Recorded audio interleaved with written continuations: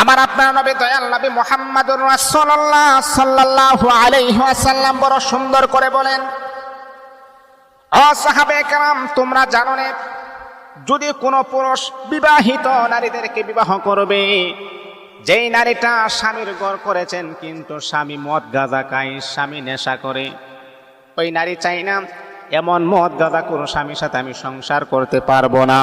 ওই নারীটা স্বামীর সংসার থেকে চলে আসছে।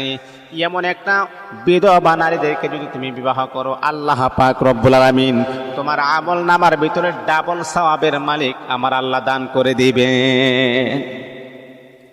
একটা নারী, বিবাহিত নারী, সে আগের স্বামী খারাপ ছিল বিদায় সে চলে আসছে। এখন যদি আপনি সওয়াবের নিয়তে যদি তাকে বিবাহ করেন, তাহলে এক হলো এই নারীটার দায়িত্ব আপনি নিয়েছেন, এটার জন্য সওয়াব পাবেন। দ্বিতীয়ত হচ্ছে সে আপনার স্ত্রী, সেটার জন্য আপনি আলাদাভাবে সওয়াব পাবেন।